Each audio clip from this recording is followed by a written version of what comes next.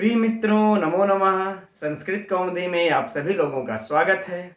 मित्रों, हम लोग लघु सिद्धांत कौमुदी के अनुसार समास प्रकरण का अध्ययन कर रहे हैं और इस समय तत्पुरुष समास का अध्ययन चल रहा है, जिसके अंतर्गत हम लोग कल की कक्षा तक तत्पुरुष समास के जितने अवान्तर, यूं कह ले जो अवान्तर भेद थे, जैसे व्यधिकरण तत्पुरुष, समानाधिकरण तत्पुरुष, कर्मधारय, द्विगु, नए तत्पुरुष, गति तत्पुरुष, प्रादि तत्पुरुष, उपपद तत्पुरुष, इन सब का क्रमशः सूत्रों के अनुसार अध्ययन कर चुके हैं। अब आगे कोई भी तत्पुरुष समास का अध्ययन करने के लिए बचा नहीं है। तो क्या अब इसके बाद तत्पुरुष समास समाप्त हो गया? नहीं। अब तत्पुरुष समास के अंतर्गत लघु सिद्धांत कौमुदीकार वरदराजाचार्य जी अब जितने भी इस सूत्र के आगे लिखते हैं वो सब समासांत प्रत्ययों का विधान करते हैं। या तो समासांत प्रत्यय का विधान करते हैं, या फिर समास हो जाने के बाद लिंगों का निषेध करते हैं, या कोई आदेश करते हैं। अब अलग से कोई तत्पुरुष पढ़ने के लिए नहीं बचा है, जैसे कि हम लोगों ने उपपद तत्पुरुष, प्रादि, नए तत्पुरुष इत्यादि पढ़े। अब ऐसा कोई भी तत्पुरुष पढ़ने को नहीं बचा है। अब जितने भी सूत्र हैं ये सब सिर्फ और सिर्फ या तो प्रत्ययों का विधान करते हैं, या फिर कोई आदेश करते हैं, या कुछ निषेध करते हैं। अब यही सब अब करना है हम लोगों को। तो यहां से हम लोगों को अब यह याद रखना होगा कि कौन सा सूत्र किस प्रत्यय का विधान करता है और कौन सा सूत्र किसका निषेध करता है। ठीक, चलिए तो आइए प्रारंभ करते हैं हम लोग। अब देखिए है सूत्र यहां से तत्पुरुषस्यांगुलेह संख्या व्याधि। तो सबसे पहले मित्रों हम लोग यह देखते हैं कि यह सूत्र कैसा सूत्र है। ठीक, तो यह देखिए मित्रों विधि सूत्र है ना, विधान करता है। यदि आप लोगों के पुस्तक में दिया होगा तो ठीक है, नहीं तो नोट कर लीजिएगा। किसका विधान करता है? समासांत अच प्रत्यय का विधान करता है। समासांत अच कहने का तात्पर्य यह है कि जब समास हो जाता है तो अंत में आकर के अच प्रत्यय लगा दिया जाता है, इसलिए समासांत अच प्रत्यय कहा जाता है। तो क्या ये बताइए हर जगह जहां जहां समास होगा वहां वहां यह अच प्रत्यय करके लग जाएगा? तो कहते हैं नहीं, इसके लिए भी कंडीशन रखा गया है। जब वह नियम, वह कंडीशन आएगा तभी आप समासांत अच प्रत्यय लगाएंगे। तो वह कंडीशन क्या है? तो वह कंडीशन मित्रों देखिए इस सूत्र में है।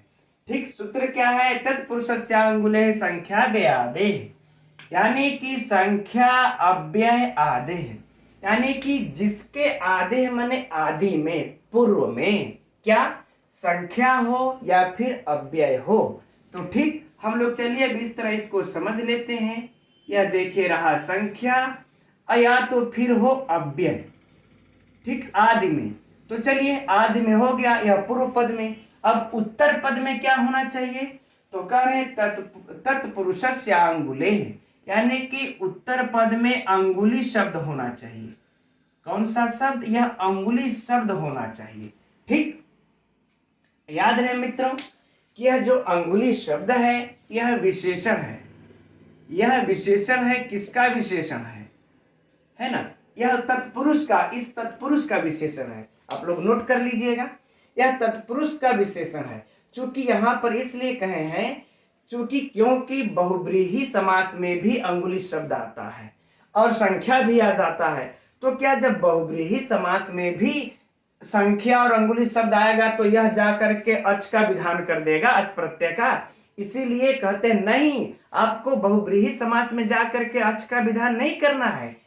तत्पुरुषस्य अंगुलेः, जब यह अंगुली शब्द तत्पुरुष का विशेषण हो, जब तत्पुरुष इसका विशेषण होगा और इसके पूर्व में संख्या और अव्यय होगा, तब आप समास कर लेने के बाद अंत में आकर के अच प्रत्यय का विधान कर दीजिएगा। आगे बातें समझ में ना, यह सूत्र कह दिया। एक तरफ संख्या अव्यय में से कोई एक हो, फिर इधर अंगुली शब्द हो और यह तत्पुरुष समास हो, तब आप अच का विधान करना है। ठीक, चलिए अब इसका हम लोग उदाहरण देखते हैं। उदाहरण बहुत ही प्रसिद्ध है मित्रों, बार बार परीक्षाओं में पूछा जा चुका है। उदाहरण क्या है? द्वय अंगुलम, द्वय अंगुलम। आप लोग जानते होंगे इस उदाहरण को, बार बार परीक्षाओं में पूछा जा चुका है ना। तो सबसे पहले हम लोग देखते हैं मित्रों इसका लौकिक विग्रह। लौकिक विग्रह है द्वे अंगुली, द्वे अंगुली प्रमाणम, प्रमाणम अप्रमाणम, चाहे ये प्रमाण मत से भी आप कर सकते हैं, ये प्रमाणम अस्य चाहे प्रमाणमस्य, दोनों सही है, कोई दिक्कत नहीं है। द्वे अंगुली ये प्रमाणमस्य यानी कि 2 अंगुल के प्रमाण वाला, माप वाला, अर्थात दार्वादिकम। चलिए यह भी लिख लेते हैं विशेषण इसका, क्योंकि बाद में आवश्यकता पड़ेगी। दार्वादिकम, दार्वादिकम का मतलब होता है दारू आदि, दारू अर्थात लकड़ी, है ना। तो 2 अंगुली के प्रमाण वाला कोई लकड़ी जिसकी 2 अंगुल माप। ठीक, अब इसका हम लोग मित्रों लौकिक विग्रह कर लेते हैं। लौकिक विग्रह क्या हो जाएगा? द्विधन, द्वि अव, क्या हो जाएगा? द्वि अव धन अंगुली अव, अंगुली अव। ठीक, यह हो गया हम लोगों का लौकिक विग्रह। अब देखिए यहां पर एक मित्रों, सबसे पहले तो हम लोगों को यह देखना होगा कि किस सूत्र के कंडीशन को यह पूरा करके समास कर रहा है, क्योंकि ये सूत्र तो जो है हम लोगों का जब अच लगाने की बारी आएगी तब यह अच लगाएगा, लेकिन अब यहां पर हम लोगों को फंसाएगा। हर जगह हर सूत्र में आप लोगों को ये चीज ध्यान देना होगा, क्योंकि आगे के जितने भी सूत्र हैं वह सब तो प्रत्यय का विधान करेंगे, कुछ किसी चीज का निषेध करेंगे, कहीं आदेश करेंगे। तो हम लोगों को जो बीच में अलौकिक विग्रह आएगा तो यह देखना पड़ेगा हर जगह जाकर के कि यह किस सूत्र से इसका समास हो रहा है। तो मित्रों हम लोग वह सूत्र पढ़ चुके हैं। वह सूत्र क्या है? तद्धितार्थोत्तर पद समाहारे च, तद्धितार्थोत्तर पद समाहारे च, है ना। यह सूत्र से यहां पर समास हो रहा है। जैसे देखिए क्यों, क्योंकि देखिए यहां पर तद्धित हो, तद्धित का अर्थ हो, 3 ही कंडीशन ये सूत्र ने रखता था। या तो तद्धित के अर्थ का विषय हो, तद्धित, या फिर उत्तर पद परे होने पर, या फिर समाहार का विषय। तो यहां पर इस समाहार अर्थ में देखिए द्वि अव हमारा यह आ गया है, 2 अंगुल, तो ये आ गया है। अब इसका जो है इस अंगुली समर्थ सुबंत के साथ तद्धितार्थोत्तर पद समाहारे च सूत्र से समास हो जाएगा। आगे बातें समझ में। यह परीक्षा के लिए महत्वपूर्ण प्रश्न है, इसको नोट कर लीजिएगा, क्योंकि परीक्षा में अब इधर से 2 ही प्रश्न महत्वपूर्ण बनते हैं। एक तो द्वय अंगुलम में समास कौन सा है, किस सूत्र से टच और किस सूत्र से प्रत्यय का विधान हुआ इसमें, और किस सूत्र से यह समास हुआ है ना। तो इसे आप लोग नोट कर लीजिएगा एकदम। ठीक, चलिए इस सूत्र से जब हम लोगों का ये हो गया, तब अब आप लोग जानते हैं आगे सबसे पहले इसकी उपसर्जन संज्ञा होगी। तो इसमें समाहार जो है कि यह प्रथमा से निर्दिष्ट है, इसलिए द्वि की उपसर्जन संज्ञा हो जाएगी और इसका पूर्व में प्रयोग हो जाएगा। फिर हम लोगों का अब सूत्र, चलिए एक बार मैं पुनः क्रम से थोड़ा सा लिख देते हैं, हो जाएगा। प्रथमा निर्दिष्टम समासम उपसर्जनम, है ना। प्रथमा निर्दिष्टम समासम उपसर्जनम से इस द्वि की उपसर्जन संज्ञा हो जाएगी। फिर अगला सूत्र आ जाएगा उपसर्जनम पूर्वम, उपसर्जनम पूर्वम, यह सूत्र आ जाएगा। इस सूत्र के द्वारा इस उपसर्जन का जो द्वि उपसर्जन संज्ञा जो हुई है इसका पूर्व में प्रयोग हो जाएगा। फिर हम लोगों का अगला सूत्र आ जाएगा मित्रों कृत तद्धिति समासाश्च, कृत तद्धिति समासाश्च सूत्र से इसकी प्रातिपदिक संज्ञा हो जाएगी। कौन सी संज्ञा हो जाएगी? प्रातिपदिक संज्ञा, है ना, इसकी प्रातिपदिक संज्ञा हो जाएगी। फिर सुपो धातु प्रातिपदिकयोः सूत्र से इसका लोप हो जाएगा। सुपो धातु प्रातिपदिकयोः सूत्र से इसका लोप हो जाएगा। किसका? ये जो सुप लगे हैं इनका लोप हो जाएगा। जब लोप हो जाएगा मित्रों तो क्या बचेगा हम लोगों के पास? सिर्फ 2 ही शब्द बचेंगे।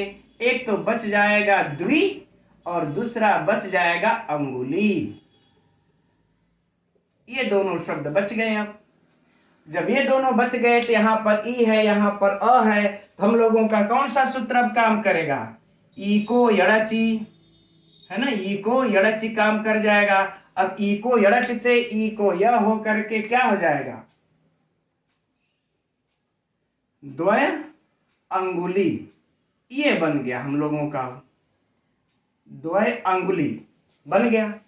अब देखिए यहीं पर जब द्वय अंगुली बन जाता है मित्रों, तब यहां पर अब देखिए यही बातें, अब हम लोगों का सूत्र ये वाला अब काम करने आएगा।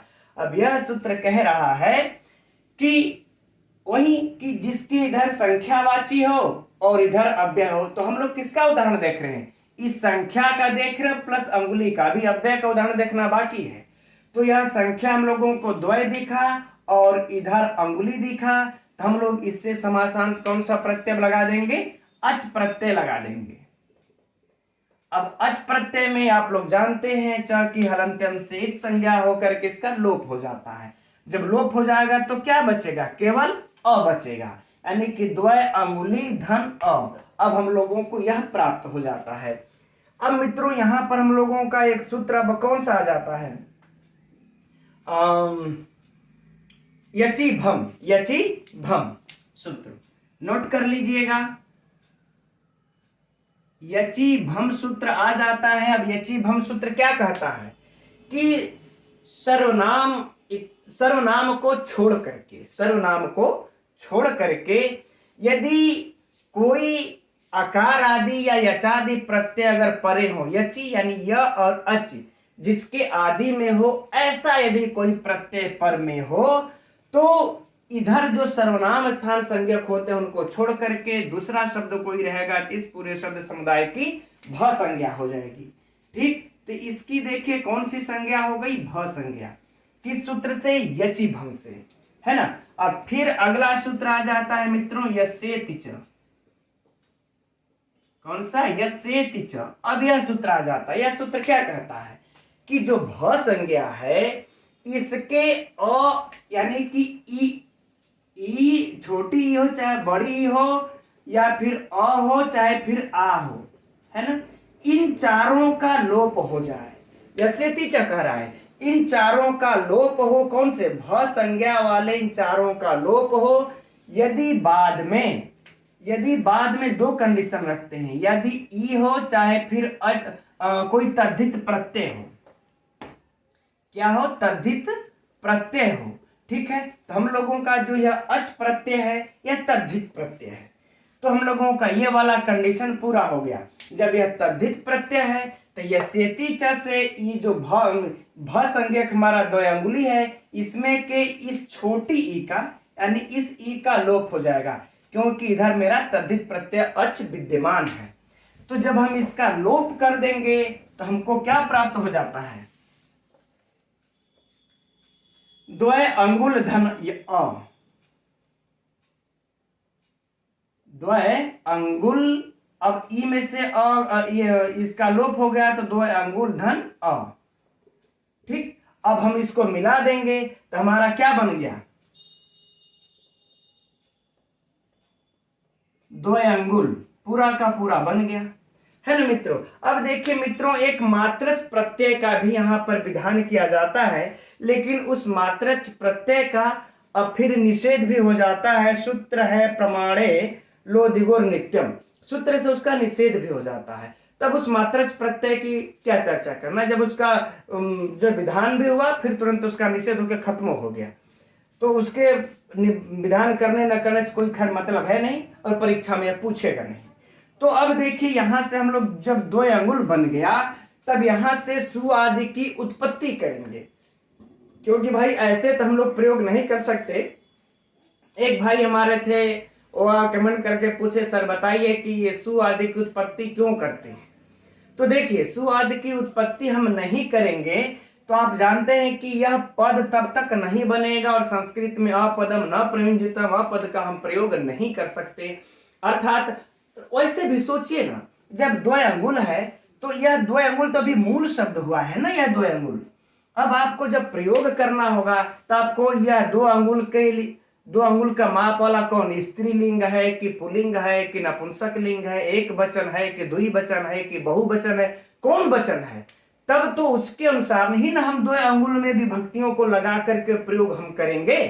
तो जब हम ऐसा देखते हैं तो सबसे पहले यह देखते हैं कि यह कौन से लिंग का है, तभी हम प्रयोग हम कर सकते हैं। ठीक, आगे बातें समझ में। तो जब तक हम सुआदि की उत्पत्ति नहीं करेंगे तो हम इन विभक्तियों, इन वचनों को लगाएंगे कैसे। चलिए, तो हम सुआदि की उत्पत्ति हम कर लिए। यहां पर हम तो सामान्य तौर पर लोग एक ही वचन में कर लेते हैं, बाकी तो जब बोलना हो, ग्रंथ लिखना हो तो आवश्यकता अनुसार कर लेंगे। तो यहां पर देखिए, जब सुआदि की उत्पत्ति कर लिएंगे तो यह द्वि अंगुली जो प्रमाणन, यह विशेषण है किसका, विशेष कौन, हमारा दारवादिकम, दारू अर्थात लकड़ी, लकड़ी हमारा क्या है, विशेष है। तो इस विशेष के अनुसार हमारा इसका क्या हो जाएगा, ये विशेष हमारा नपुंसक लिंग है, विशेष हमारा नपुंसक लिंग है। तो विशेष के अनुसार हम जो है कि लिंग और विभक्ति लगाएंगे। तो विशेष नपुंसक लिंग है तो दो अंगुलम भी नपुंसक लिंग। जब नपुंसक लिंग हो जाएगा तो फिर से सु को कौन सा आदेश हो जाएगा, अब जहां सु को हम लोग लोप करते, स उ का लोप करके स को र आदेश करते, रेफ आदेश करके, विसर्ग आदेश करके दो अंगुला बनाते, तब वो चीज नहीं करेंगे। यहां पर अतो अम सूत्र आ जाएगा। कौन सा सूत्र मित्रों, अतो अम। अतो अम सूत्र आकर के इस सु को अम आदेश कर देता है। क्या आदेश कर देगा, यहां पर सु को अम आदेश। ठीक,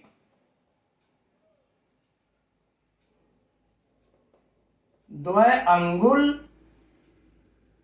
धन अम। तो देखिए मित्रों, यहां पर अब हम लोगों को क्या प्राप्त हो रहा था, अ के बाद दीर्घ संधि द्वय अंगुलाम प्राप्त हो रहा था, लेकिन फिर हम लोगों का एक सूत्र आ जाता है, क्या, अमी पूर्वः, अमी पूर्वः, छोटी की मात्रा रहेगी,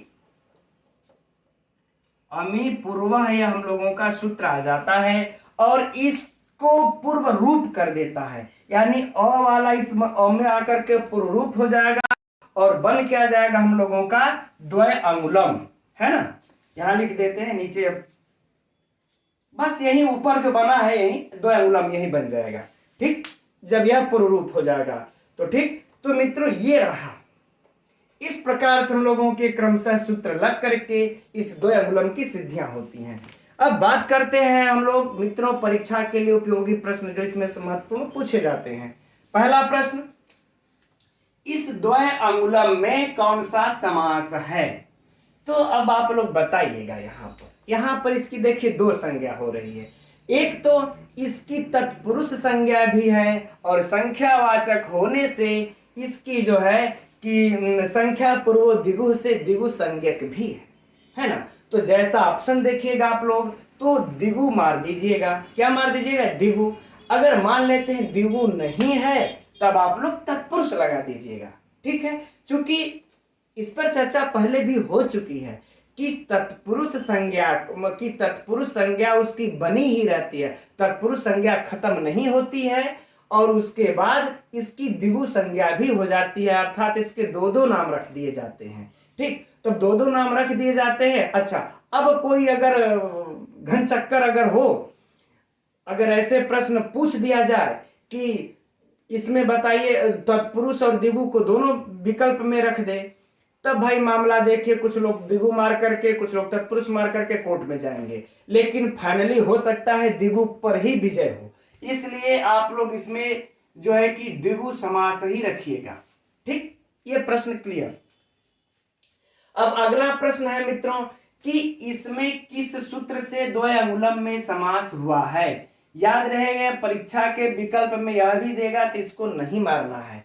किससे हुआ मित्रों, तदितार्थोत्तर पद समाहारे च से इसमें समास हुआ है। अब आगे देखिए अगला प्रश्न इससे कि द्वय अंगुलम में किस सूत्र से अच प्रत्यय का विधान हुआ है, तब हम इसको लगाएंगे। तत्पुरुषांगुले संख्या बेयादे, इस प्रत्यय से अच, इस सूत्र से अच प्रत्यय का विधान हुआ है। चौथा प्रश्न, द्वय अंगुलम का जो है कि लौकिक विग्रह द्वे अंगुली प्रमाणस्य, अलौकिक विग्रह पांचवा प्रश्न द्विअव अंगुली अव। ठीक मित्रों, इस सूत्र में है ना। अब इसमें बाकी इसमें है तो उपसर्जन संज्ञा पूछ सकता है, नहीं तो इससे आप लोगों को बाहर कोई प्रश्न नहीं पूछेगा, ये मेरा दावा है। अगर इतना आप लोग अध्ययन कर लिए हैं इस प्रकार से, तो फिर आप लोगों को परीक्षा में मैं दावे के साथ कर सकता हूं, इस सूत्र से इस प्रकार से कोई भी प्रश्न उलझा नहीं सकता, चाहे वो कितना हो घुमा करके पूछ दे। ठीक है मित्रों, तो चलिए अब हम लोग ये संख्या और अंगुली का उदाहरण देख लिए, अब अव्यय और अंगुली का उदाहरण देखते हैं। तो यह रहा मित्रों अव्यय आदि और अंगुली का उदाहरण निरअंगुलम, है ना, निरअंगुलम ये रहा। इसका लौकिक विग्रह निर्गतम अंगुलिभ्य, अर्थात अंगुलियों से निकला हुआ। अलौकिक विग्रह, अब अंगुलियों से निकला हुआ अर्थात अंगुलिकम, अंगूठी इत्यादि। अब इसका हम लोग अलौकिक विग्रह देख लेते हैं। अलौकिक विग्रह हो जाएगा मित्रों निर्धन अंगुली, निर्धन अंगुली। अब अंगुलियों से निकला हुआ है तो पंचमी विभक्ति हो जाएगी, पंचमी में भी बहुवचन है तो क्या हो जाएगा भ्यस, है ना, यह हो जाएगा हम लोगों का अलौकिक विग्रह। अब हम लोग मित्रों यहां पर यह देखेंगे कि किससे समास हो रहा है, क्योंकि यह प्रत्यय तो यह सूत्र तो प्रत्यय का विधान कर रहा है, तो समास किसके साथ इसका हो रहा है। ठीक है ना, तो यहां पर हम लोगों को एक सूत्र, आप एक उदाहरण भी याद आना चाहिए कि जैसे निरंगुलम है अंगुलियों से निकला हुआ, वैसे ही एक उदाहरण में हम लोग पढ़े थे निष्कौशाम्बी, यानी कौशाम्बी से निकला हुआ, सेम वही चीजें। तो निष्कौशाम्बी में किससे समास हुआ था, निरादयः क्रांत्याद्यर्थे, निरादयः क्रांत्याद्यर्थे, क्रांत्याद्यर्थे। चलिए आगे मान लेते हैं, समझ लेते हैं। क्रांताद्यर्थे पंचम्या, यानी कि निर आदि का क्रांत आदि अर्थ में, अर्थात निकलने हुए, निकला हुआ के अर्थ में उसके साथ समास होता है, नित्य समास होता है। तो इस वार्तिक से यहां पर नित्य समास हुआ, किससे, निरादेह क्रांत्याद्यर्थे पंचम्या वार्तिक से। यहां पर भी देखिए निर है और यह निकला हुआ है, अंगुली से निकल गया इस अर्थ में, और यह अंगुली भ्यस, यह पंचमी है, यहां पर कौन है, पंचमी। कंडीशन हमारा पूरा हुआ, निर है किस अर्थ में है, क्रांत्याद्यर्थे अर्थ में है, निरादेह कंडीशन हो गया ये वाला। दूसरा कंडीशन क्या है कि पंचम्या, पंचमी के साथ, तो अंगुली भ्यस में हमारा कौन सी विभक्ति है, पंचमी विभक्ति है। तो ये निरादेह क्रांत्याद्यर्थे इस वार्तिक का यहां पर कंडीशन पूरा, और इस वार्तिक से यहां पर नित्य समास। चलिए जब नित्य समास हो जाएगा तो फिर से पुनः में वही प्रक्रिया इसकी फिर से हो जाएगी, पुनः में वही प्रक्रिया क्या होगी, निर की उपसर्जन संज्ञा, क्योंकि निरादेय यहाँ प्रथमा से निर्दिष्ट है, तो निर की उपसर्जन संज्ञा, उपसर्जन पूर्वम से इसका पूर्व में प्रयोग होगा। तत्पश्चात हमारा कृत तद्धिति समास आशा करके इसकी प्रातिपदिक संज्ञा करेगा, फिर पुनः आ जाएगा सुपो धातु प्रातिपदिक्यों और इस भ्यस का लोप कर देगा, और निर तो यहाँ पर हमारा जो है कि प्रादि है यानी अव्यय आदि है, तो इसके साथ सुआदि की तो कोई बात ही नहीं है। तो निर और अंगुली भ्यस का लोप कर देंगे, निर अंगुली बचेगा, र में अ आकर के मिल जाएगा तो क्या हो जाएगा, निर अंगुली, सीधे सीधे लिख देते हैं, है ना। अब देखिए निर अंगुली बन गया, यहां तक तो रटा रटाया है। अब यहां पर हम लोगों को यह वाला सूत्र से मुलाकात हो जाती है। यह वाला सूत्र आकर के क्या कहा कि अव्यय आदेह, यानी कि अव्यय आदि में हो और तत्पश्चात क्या हो, अंगुली हो, तो अंगुली शब्द भी आ गया, अव्यय आदि में भी हो गया यहां पर। तो समासांत, समास हो जाने पर आप अच प्रत्यय का विधान करेंगे। तो हम लोगों ने निर और अंगुली का निरादेय क्रांत्याद्यर्थे वार्तिक से समास अब कर चुके हैं, तब यहां पर क्या हम लोग अब कर देंगे, समासांत अच प्रत्यय का विधान, राइट। अच प्रत्यय के विधान में आप लोग जानते हैं कि च का इत संज्ञक हलंत्यम सिद्ध संज्ञक होकर के लोप हो जाता है, अ बचता है। अब अ बचता है मित्रों, तो फिर से पुनः यहां पर हम लोगों का वह सूत्र आ जाता है, कौन, यचि भम। अब इन सूत्रों को मित्रों मैं इसलिए बार बार लिख रहा हूं कि आप लोग बार बार पढ़ेंगे, सुनेंगे, अभ्यास से या इस प्रकार रट सा जाएगा ना कि आप लोगों को कोई समस्या ही नहीं होगी, याद हो जाएगा। देखिए यह क्या कह रहा है, यकार आदि यचादि प्रत्यय परे रहते, तो हमारा अच आदि प्रत्यय यह परे है। इधर सर्वनाम स्थान संज्ञक को छोड़कर, यानी जो 5 थे उनको छोड़ करके, 5 थे सर्वनाम स्थान संज्ञक कहे जाते हैं, सु औजस अम औट, इन 5 को छोड़ करके, इन 5 को छोड़ करके ही है, इन सर्वनाम स्थान संज्ञक को छोड़ करके इसकी कौन सी संज्ञा हो जाती है, भ संज्ञा। यचि भम से इसकी भ संज्ञा। फिर हमारा कौन सा सूत्र आ गया, यस्येति च, यस्येति च सूत्र आ गया। कहता है आकर के कि अब यदि इधर हम भ संज्ञक के अकार, आकार, इकार और ईकार यानी हर्ष दीर्घ दोनों इकार का लोप कर देते हैं, यदि इधर तद्धित प्रत्यय हो या फिर ई पर में तद्धित प्रत्यय है तो लोप होकर के क्या बन जाएगा, निरंगुल और अ, निरंगुल फिर अ, है ना। तो धन अ है यहां पर मित्रों, तो हम लोग अ को सीधे सीधे यही में मिला देते हैं, है ना, निरंगुल बन जाएगा। चलिए उससे कोई मतलब है नहीं, अब सीधे सीधे अ इसमें आ जाएगा, चूंकि इकार का यस्येति च से लोप हो गया तो हलंत लगागा, फिर अ आएगा, अ को हम लोग इसमें जोड़ देंगे, क्या बन गया, निरंगुल, सीधे सीधे। चलिए अब निरंगुल के बाद मित्रों यहां पर हम लोगों को सु आदि की उत्पत्ति तो करनी ही पड़ेगी। अब सु आदि की उत्पत्ति जब करनी पड़ेगी तो यहां पर देखिए यह अंगुली जो है कि स्त्रीलिंग शब्द था, लेकिन इस स्त्रीलिंग का निषेध हो, जब चूंकि जो सूत्र है परवलिंगम द्वंद्व तत्पुरुषयो, जो बाद का लिंग होता है उसी के अनुसार जो है कि हम बाकी की विभक्ति लगाते हैं। तो हमारा देखिए अंगुल है, अंगुली है, तो अंगुली जो है कि स्त्रीलिंग है तो हमको स्त्रीलिंग में लगाते हैं। लेकिन एक सूत्र आ जाता है मित्रों, दिगु प्राप्ता पन्ना समपूर्वगति समासेषु प्रतिषेधो वाच्य, सूत्र नहीं, यह वार्तिक है, यह वार्तिक इसका निषेध कर देता है, इसके जो स्त्रीलिंग होता है इसका निषेध जब यह कर देता है तब अब कौन सा लिंग तब लगेगा, तब करें जो इसका विशेष होगा वही इसका लिंग होगा। तब इसका विशेष क्या है, अंगुलियों से निकला हुआ जो हम लोगों ने पढ़ा, यानी कि अंगुलीयकम आदि, क्या पढ़े थे, अंगुलीयकम,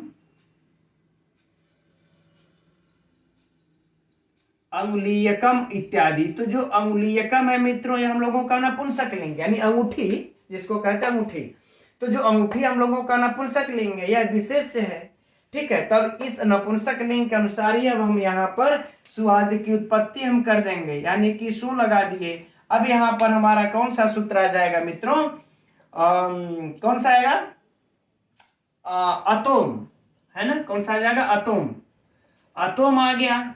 अतोम से इस सु को अम आदेश, फिर कौन सा सूत्र आ जाएगा, अमी पूर्वः, है ना, अमी पूर्वः, ये सूत्र आ गया। अमी पूर्व से आकर के इस सु को जो यहां पर अम आदेश होता है, इस अम आदेश को क्या कर देगा, यह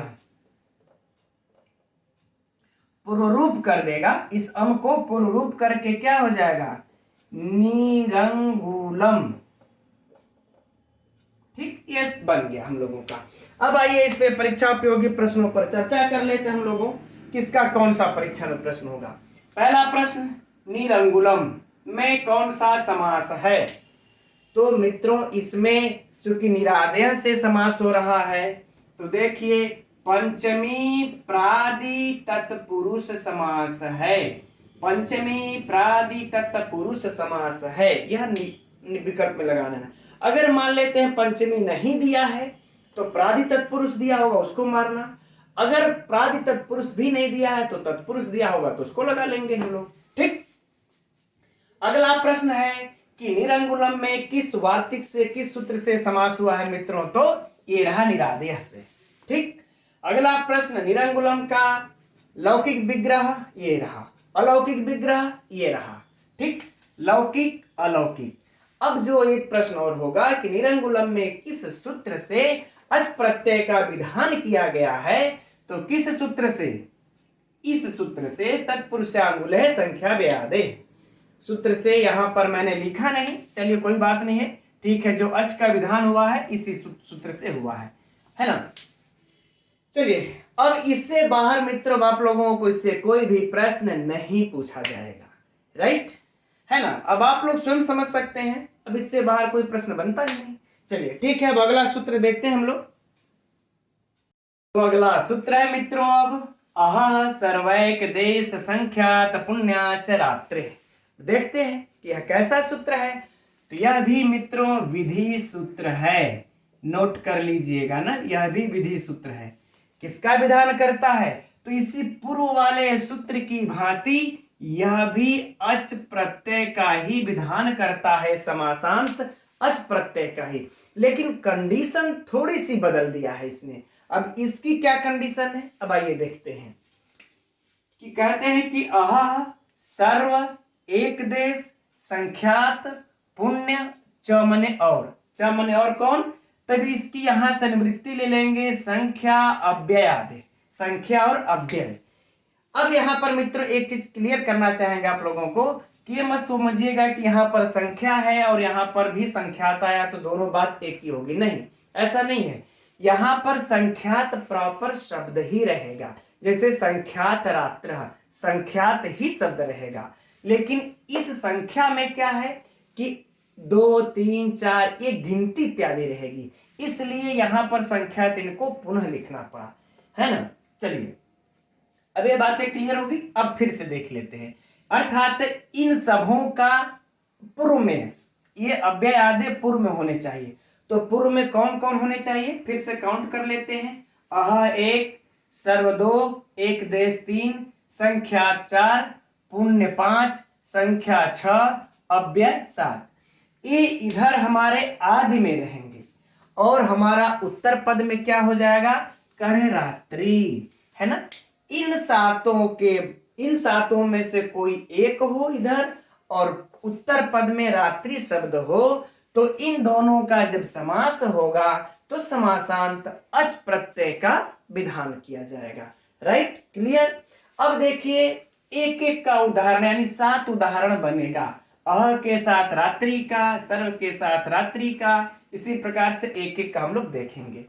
अच्छा यहां पर एक चीज मित्र और क्लियर कर देना चाहेंगे हम कि रात्रि जो है विशेषण है, किसका विशेषण है, इसी तत्पुरुष का विशेषण है।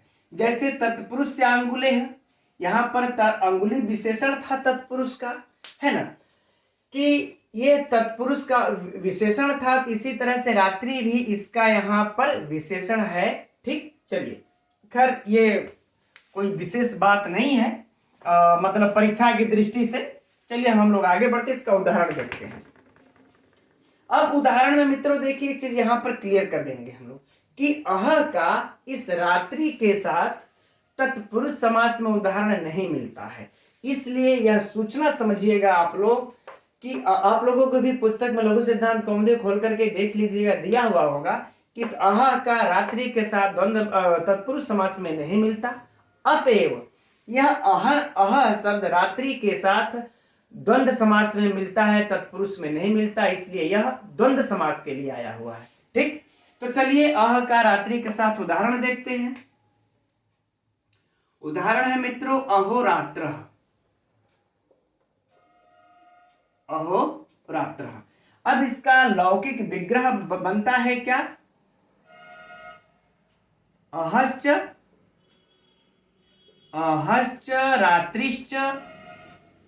रात्रिश्च अनयोः समाहारः। अनयोः समाहारः यदि हम लोग नहीं भी लिखते हैं तो भी कोई बात नहीं है, लेकिन चलिए हम यहां पर लिख दे रहे हैं अनयोः समाहारः, नहीं तो विशेष कोई बात नहीं, अर्थात इन दोनों का समाहार। किसका किसका समाहार, समाहार हम इसलिए लिख दिया है कि लास्ट में जब लिंग लगाना होगा तो यह हमारी सहायता करेगा, है ना। अहश्च रात्रिश्च मूल रूप से यही दोनों बनता है, अहश्च रात्रिश्च, ठीक। चलिए अब इसका हम लोग लौकिक अलौकिक विग्रह देखते हैं। मित्रों जरा इसको भी ध्यान से समझिएगा, इससे भी प्रश्न परीक्षा में पूछता है तो घुमा के रख देता है, अहंसु रात्रिशु। ठीक है, ये हमारा हो गया अलौकिक विग्रह। अब मित्रों यहां पर किस सूत्र से समास होगा, बातें फंस गई। तो देखिए यहां पर 4 थे द्वंद्व। अभी तो हम लोगों ने यह समास को पढ़ा नहीं, लेकिन आगे चल करके हम लोग इसको पढ़ लेंगे। 4 थे द्वंद्व, च अर्थ में द्वंद्व समास होता है। तो यहाँ पर यह अहंसु और रात्रिसु का 4 थे द्वंद्व से इसका द्वंद्व समास हो जाएगा। द्वंद्व समास हो जाएगा तो इसकी अब इसमें से उपसर्जन संज्ञा किसकी होगी, तो इसके लिए सूत्र आ जाता है अल्पाचत्र कि जो अल्प अक्षर वाला होगा उसी की उपसर्जन संज्ञा होगी। तो अल्प अक्षर वाला रात्रि है कि अहन है ना, अहन है अल्प अक्षर, यानी कि रात्रि में से कम है। तो जब अहन है तो इसमें जो है कि क्या हो जाएगा, अल्पाचत्रम सूत्र के द्वारा अहन की प्रातिपदिक उपसर्जन संज्ञा, उपसर्जनम पूर्वम से इसका पूर्व में प्रयोग, फिर सुपो धातु, फिर कृत तद्धिति समासाश्य सूत्र से इसकी प्रातिपदिक संज्ञा, सुपो धातु प्रातिपदिकों से इन दोनों सुषु का लोप, और लोप होकर के क्या बन जाएगा, अहन फिर रात्रि, अहन फिर रात्रि। आगे बातें समझ में। अब मित्रों यहां पर समास तो हो ही चुका है। अब जब हो चुका है तब यह सूत्र आकर के हम लोगों का ये अह सर्वैक देश संख्या वाला काम कर जाएगा। यह सूत्र क्या कह रहा है अब आकर के कि देखिए अब अहन यह शब्द तो आ ही गया है, इसके बाद यह वाला कंडीशन रात्रि आ गया, यानी अह और रात्रि दोनों कंडीशन पूरा। तब अब कह रहे हैं कि हम समासांत अच प्रत्यय, चूंकि समास हो ही चुका है, अच प्रत्यय का विधान करते हैं। तो यहां पर मित्रों अच प्रत्यय का विधान हो जाता है किस सूत्र से, इसी अह सर्वैक देशे सूत्र से, है ना, अह सर्वैक देशे सूत्र से विधान हो गया। अब आप लोग जान ही रहे हैं चकित संज्ञा होकर के लोप, क्या बचा अ। अब जब अ बच जाता है तो फिर से मित्रों वही प्रक्रिया शुरू होगी, कौन सी, यची भम, यची भम सूत्र की प्रक्रिया प्रारंभ हो जाती है, और अकार आदि यकार आदि यचादि प्रत्यय परे रहते इसकी रात्रि की भ संज्ञा, और इसके बाद अब यस सेति च सूत्र आ जाता है। यस सेति च सूत्र आ करके इसके इकार का लोप कर देता है, भ संज्ञा के इकार का लोप कर देता है, तद्धित प्रत्यय परे रहते। तो अब जब लोप कर देगा मित्रों तो क्या हो जाएगा, अहन और फिर रात्रि। अब देखिए यहां पर जब रात्र, अब इकार का लोप हो जाएगा तो क्या बचेगा, रात्र, है ना, बच जाएगा रात्र, हलंत लगा देंगे हम लोग, लेकिन यह अ भी तो आकर के मिल जाएगा इसमें, तो अ यह पूरा हो जाएगा। ठीक, चूंकि हम इसलिए नहीं लिख रहे हैं कि भी आगे और भी सूत्र लगाने हैं, जगह भी चाहिए। तो अहन रात्र बन गया। अब मित्रों यहां पर अहन रात्र बन जाने के बाद अब यहां पर हम लोगों का अहोरात्र, यहां पर हमने जो है कि एक गलत चीज लिखा हुआ है, यहां पर विसर्ग रहेगा, अहोरात्र बनता है। ठीक है, चलिए अहन रात्र बन जाएगा। अहन रात्र बनने के बाद मित्रों हम लोगों का एक जो है कि वार्तिक आ जाता है। वार्तिक को हम थोड़ा सा नोट कर दे रहे हैं, रूप रात्रि, है ना, रूप रात्रि, और कहते हैं कि रथंतरेषु, रथंतरेषु, है ना, रथंतरेषु ऋत्वम वाच्यम, ऋत्वम वाच्यम, है ना, यानी कि इनके इस वार्तिक के द्वारा यह जो इस रात्रि के पूर्व में जो न है इसको ऋत्व कर देता है, यह वार्तिक आकर के। तो यह वार्तिक आकर के मित्रों जब ऋत्व कर देगा तो हो जाएगा अह रु, है ना, अह रु, और फिर हो जाएगा रात्र। अब मित्रों यहां पर हम लोगों का अगला सूत्र आ जाता है हंस च। संधि में आप लोगों ने पढ़ा होगा इसको, हंसी च, नहीं तो भी जब विसर्ग संधि हम पढ़ाएंगे तो उसकी भी इसी तरह से सूत्र सह सिद्धि करके बताएंगे आप लोगों को। इस हंसी च सूत्र से क्या करता है, इस रू को उ आदेश कर देता है, इसको, इस रू को उ आदेश हो जाता है, फिर इधर हो जाता है रात्र, ये चीज बन गया। अब इस अ के बाद उ आ गया तो मित्रों यहां पर कौन सी संधि प्राप्त हो जाती है, कौन सा सूत्र लग जाता है हम लोगों का है? आद गुणा, आद गुणा सूत्र लग जाता है और आद गुणा सूत्र लग करके यहाँ पर अ और उ को गुण कर देता है और गुण करने के बाद हो जाता है अहोरात्र। चलिए अब हम लोग यहां तक तो पहुंच गए, अहोरात्र तक। अब बातें आएगी, अब इसका जब हम लोग प्रयोग करेंगे तो कौन से लिंग में करेंगे यह भी सोचना होगा। अब लिंग लगाने के लिए परवलिंगम द्वंद्व तत्पुरुषो सूत्र आएगा, चूंकि यह द्वंद्व समास है तो परवलिंगम द्वंद्व तत्पुरुषयो कि द्वंद्व और तत्पुरुष में जो बाद का लिंग होता है उसी के अनुसार हम इसकी मतलब उसी की लिंग के अनुसार हम लिंग लगा देते हैं। तो यहाँ रात्रि मित्रों जो आप लोगों को दिख रहा है कैसा है? पुल्लिंग है। रात्रि कैसा है? पुल्लिंग शब्द है, अरे सॉरी स्त्रीलिंग शब्द है, यह स्त्रीलिंग शब्द है ना, यह स्त्रीलिंग शब्द है। तो हमको स्त्रीलिंग का निषेध कर देता है कौन सा सूत्र आकर के? सनपुंसकम, है ना। यह सूत्र आप लोग जानते होंगे, सनपुंसकम। इस पर चर्चा हो चुकी है, इसी तत्पुरुष समास के अंतर्गत पठित है। यह सूत्र कहता है कि द्वंद्व और द्विगु समास यदि समाहार अर्थ में होंगे तो उनकी नपुंसक संज्ञा होगी। तो हमने देखिए ना, लिखा है ना कि अनयोः समाहारः, दोनों का समाहार। तो यहाँ पर जो ये द्वंद्व तत्पुरुष और द्वंद्व समास किए हैं हम लोग, तो ये समाहार अर्थ में है। तो अब ये जो सनपुंसकम सूत्र है यह समाहार अर्थ में होने के कारण इस अहोरात्र की नपुंसक लिंग संज्ञा मतलब नपुंसक लिंग कर देता है। लेकिन इसको नपुंसक लिंग कर तो दिया, अब आप लोगों के लघु सिद्धांत कौमुदी में अगला एक सूत्र और दिया होगा, है ना। अगला सूत्र क्या दिया है? रात्रा आहना आहा, है ना, ये सूत्र दिया है। ये वाला सूत्र थोड़ा सा हम अब सनपुंसकम को, चलिए उस सूत्र को कहाँ लिखा जाए, यहीं पे लिख देते हैं।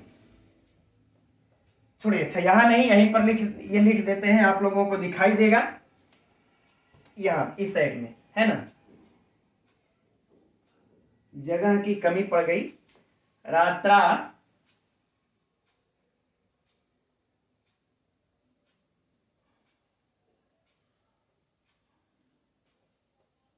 आहना आहा, यही है ना, रात्रा आहना आहा पुंसी। अगर थोड़ी सी बहुत अगर त्रुटि होगी मित्रों तो उसको क्षमा करिएगा आप लोग, है ना, क्योंकि इधर उधर ध्यान कभी कभी भटक जाता है। रात्रा है ना आहा पुंसी, यह सूत्र कहता है मित्रों ना कि रात्रि आहा, रात्रि आहन और आह, यह तीन कंडीशन रखता है। चलिए मैं इधर लिख देते हैं, यह तीन कंडीशन रखता है, ध्यान दीजिएगा। रात्रि और दूसरा आहन और तीसरा आह, आह, ये तीन कंडीशन रखता है। इसी तीनों का संधि यहाँ पर रात्रा आहना आह पुंसी कि इनकी पुल्लिंग में हो जाती है। बातें समझ में आ गई ना। अब देखिए यहां पर हम लोगों ने जो चीजें ये दो बार निषेध हो गया यहाँ पर। ये तो रात्रि स्त्रीलिंग थी तो यह स्त्रीलिंग में बन रहा था इस परवलिंगम द्वंद्व तत्पुरुषयो सूत्र से। तो परवलिंगम द्वंद्व तत्पुरुषयो सूत्र का निषेध करके स्त्रीलिंग का निषेध करके सनपुंसकम लाया नपुंसक लिंग में, और फिर इस सनपुंसकम सूत्र का पुनः निषेध करके कौन? ई रात्रा अहना पुंसी, है ना, रात्रा अहना पुंसी अह पुंसी सूत्र निषेध करके इसको ला दिया पुलिंग में। देख रहे हैं ना, अब यह पुलिंग में आया। देखिए मित्रों, तो यहां पर दो बातें हो गई। अब यहां पर हम सुवाद की उत्पत्ति कर देंगे। कौन से लिंग में हो गया है मित्रों? यह पुलिंग में, याद रखिएगा। फिर से समझ लीजिए कि रात्रि के अनुसार यहां पर स्त्रीलिंग में प्रयोग हो रहा था, लेकिन परवलिंगम द्वंद्व तत्पुरुष सूत्र से स्त्रीलिंग का निषेध किया सनपुंसकम, फिर नपुंसक लिंग में इसको लाया समाहार होने के कारण, फिर उसका भी निषेध कर दिया कौन? ए रात्रा है ना पुंसी सूत्र, और इसको पुलिंग में ला दिया। और जब पुलिंग में ला दिया तो हो रात्र धन सु बन गया। अब सुवाद की अब जान ही रहे हैं, सु में उ का लोप, रेफ सकार को रेफ, रेफ को विसर्ग, रेफ को विसर्ग होकर के बन गया अहोरात्र, अहोरात्र। ठीक, ये जो यहां पर हम लोगों ने सिद्ध किया था, अहोरात्र बन गया। अब मित्रों कुछ परीक्षा उपयोगी प्रश्न की चर्चा हो जाए। है ना। अब देखते हैं तब यह अहोरात्र, अहोरात्र में कौन सा समास है ना। तो द्वंद्व समास है। कौन सा समास है मित्रों? द्वंद्व समास अहोरात्र में। किस सूत्र से अहोरात्र में समास हुआ है? चार्थे द्वंद्व से हुआ है। इसका लौकिक विग्रह, अलौकिक विग्रह, 4 प्रश्न हो गए। अब इसमें अहोरात्र में किस सूत्र से अच प्रत्यय का विधान हुआ है? तो अच प्रत्यय का मित्रों जो विधान हुआ है इस सूत्र से अह सर्वैक देश से हुआ है। इसमें मित्रों एक परीक्षा में प्रश्न पूछा हुआ है यह वाला कि आहन में न को जो न का रू है इसको उत्व किस सूत्र से होता है? तो उत्व मित्रों हसी च से होता है। तो ये हम लोगों को याद रखना पड़ेगा। आह में जो र है रुत्व, रुत्व को उत्व किस सूत्र से होता है? हसी च से होता है। ठीक है। अब बाकी मित्रों इससे ज्यादा बाहर कोई प्रश्न नहीं पूछेगा, नहीं कुछ बनेगा, है ना। बनने के लिए सब बनेंगे लेकिन ये सब पूछता तो है नहीं। ये सब आप लोगों को विद्वत्ता के लिए है। और इस तरह से सिद्धि से याद करेंगे ना तो चाहे आप इंटरव्यू में भी जब आप जाते हैं तो प्रश्न को घुमा करके मतलब इस प्रकार से सिद्धियों को पूछ दिया जाएगा। तो आप इंटरव्यू में बैठिए चाहे परीक्षा में बैठिए, कोई भी आपको फेल करने वाला फिर नहीं मिलेगा। चलिए ठीक है। अब इसका हम लोग सर्व वाला उदाहरण देखते हैं।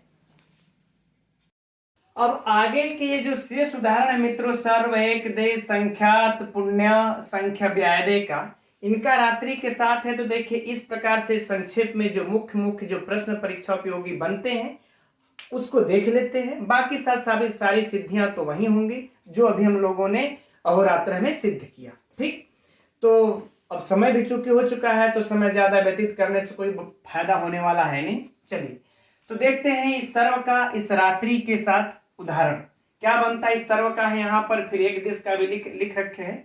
चलिए सर्वरात्र क्या मिलता है? सर्वरात्र सर्वा चासव रात्रि अर्थात सारी रात, सारी रात। यह हो गया इसका लौकिक विग्रह। अलौकिक विग्रह हो जाएगा सर्वासु धन रात्रि सु। ठीक, अब हम लोगों को यहाँ पर जो परीक्षा उपयोगी प्रश्न है वह यह है कि सर्वरात्र में यहाँ पर सर्वासु रात्रि सु में किस सूत्र से समास हुआ है। तो इसको आप लोग नोट कर लीजिए, हो सकता है आप लोगों की पुस्तक में न दिया हो, है ना। तो विशेषणम विशेषेण बहुलम, विशेषणम विशेषेण विशेषण बहुलम, इस सूत्र से यहाँ पर कौन सा समास हुआ? कर्मधारय समास हो जाता है। ठीक मित्रों, बाकी प्रक्रिया है सेम वही है। प्रातिपदिक संज्ञा, अरे उपसर्जन संज्ञा, प्रातिपदिक संज्ञा, फिर उनका लोप, लोप हो करके क्या बनता है? सर्वारात्रि। अब सर्वारात्रि जब बन जाएगा, सर्वारात्रि जब बन जाता है मित्रों तो फिर अब यहीं पर इस अह सर्वैक देश संख्या वाले सूत्र से यहां पर क्या हो जाएगा? अच का विधान हो जाएगा। और जब अच का यहां पर विधान होगा तब क्या हो जाएगा? यसेति च से भ संज्ञा हो करके किसका लोप? इसके ई का लोप, और फिर जब इसमें मिल जाएगा तो क्या बन जाएगा? यह सर्वरात्र। क्या बन जाएगा? सर्वरात्र। ठीक, अब इसको कौन से लिंग में प्रयोग अब हम करेंगे? तो रात्रि जैसा हमने कहा कि पुल्लिंग में है तो सेम प्रक्रिया वहीं हो जाएंगी। अरे स्त्रीलिंग में है रात्रि तो पर्वलिंगम द्वंद्व तत्पुरुषों सूत्र से इसको जो है कि स्त्रीलिंग में होना चाहिए था, लेकिन अब उसका भी निषेध कर देता है कौन? यही वाला सूत्र हम लोगों ने जो पढ़ा अभी, रात्रा पुंसी,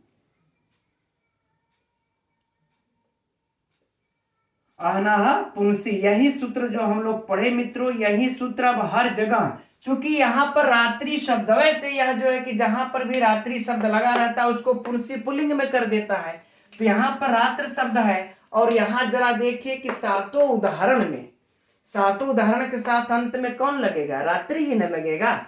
तो इस सातों उदाहरण में यह सूत्र काम करके जो रात्रि हमेशा स्त्रीलिंग बनाएगी और यह सातों उदाहरण के साथ आकर के रात्रा अनाह पुंसी सूत्र आकर के इसको पुल्लिंग बनाता जाएगा, है ना। ये पर्वलिंगम द्वंद्व तत्पुरुषों सूत्र से हमेशा रात्रि स्त्रीलिंग में बनाती जाएगी और इसको यह आकर के हमेशा पुल्लिंग बनाता जाएगा। ठीक है, ये सिस्टम हुआ। तो जब यह पुल्लिंग बना देगा तो बाकी सु आदि की उत्पत्ति करके सर्वरात्र, यहां पर सर्वरात्र ही होगा,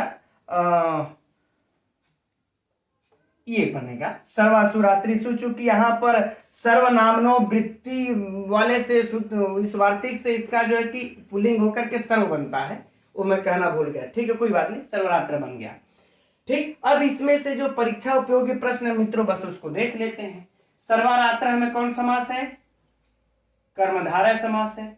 किस सूत्र से हुआ है समास? विशेषणम विशेषण बहुलम सूत्र से हुआ है। लौकिक विग्रह, अलौकिक विग्रह, और किस सूत्र से अच प्रत्यय लगा हुआ है यहाँ पर, मतलब तो ये इस सूत्र से लगा है। बस यही इसका चारों प्रश्न होंगे, बाकी सिद्धियां वही हैं। अब एक देश का उदाहरण है मित्रों, एक देश का उदाहरण है पूर्वरात्र।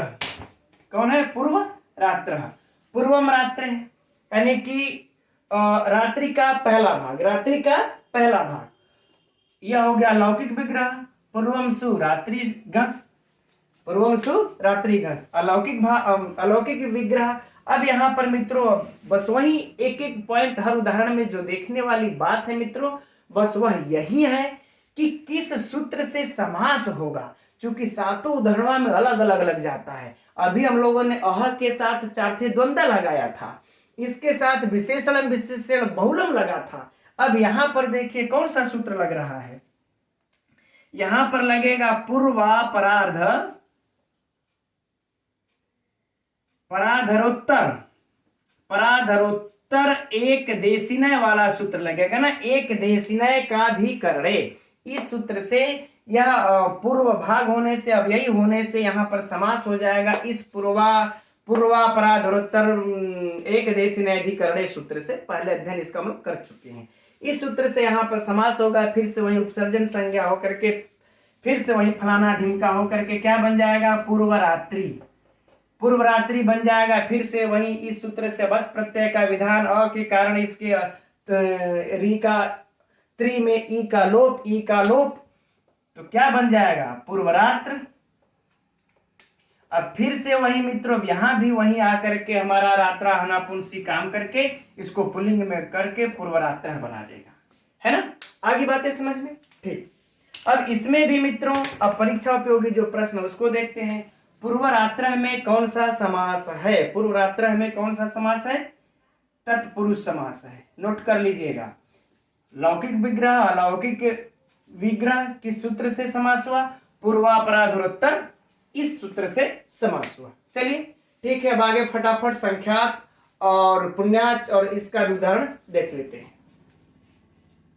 तो अब इस संख्यात का और पुण्य का, संख्यात और पुण्य का भी उदाहरण देख लेते हैं। संख्यात का उदाहरण मित्रों मिलता है संख्यात रात्र, संख्यात रात्र, लौकिक विग्रह संख्याता चासव रात्रिश्च, अलौकिक विग्रह संख्याता सुधन रात्रि सु। अब बस महत्वपूर्ण बात यही है कि सूत्र से यहां पर समास हुआ। मित्रों इसकी जो हिंदी होगी संख्याता चासव रात्रि अर्थात गिनी हुई रात। नोट करना होगा तो आप लोग नोट कर लीजिए, पुस्तक में दिया होगा तो ठीक, नहीं दिया होगा तो नोट कर लीजिएगा, गिनी हुई रात। अब यहां पर भी मित्रों इसी सूत्र से समास हुआ है विशेषणम विशेषण बहुलम, विशेषण बहुलम, इसी सूत्र से यहां पर कर्मधारय समास हुआ है।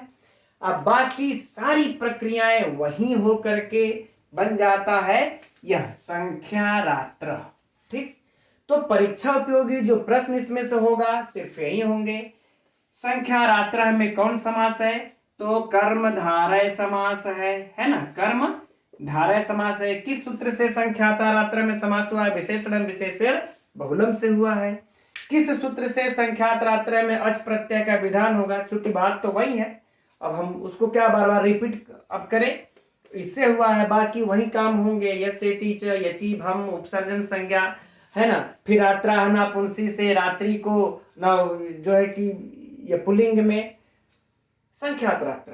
ठीक, पुण्य का उदाहरण पुण्य रात्र, पुण्याचासव रात्रिश्च, अलौकिक विग्रह पुण्यासु रात्रिसौ सु। यहां पर भी मित्रों यही सूत्र लग जाएगा, विशेषणम विशेषण बहुलम, यही सूत्र लग जाएगा। और इसी सूत्र से यहाँ पर समास होगा। ठीक, और बाकी की प्रक्रियाएं इस सूत्र से एच प्रत्यय, बाकी की प्रक्रियाएं सेम होकर के बन जाएगा पुण्य रात्र, अर्थात शुभ या पवित्र रात, है ना, शुभ या पवित्र रात। ठीक, अब बाकी आगे फिर परीक्षा में वही प्रश्न होगा, पुण्य रात्र में कौन समास है, तो कर्मधारय समास। ठीक है, कर्मधारय समास।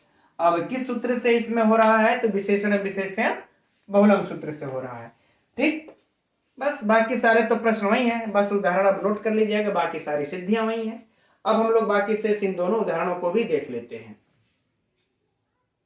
शेष अब यह पुण्य के, अरे शेष अब यह संख्या के बचे मित्रों और अव्यय के बचे।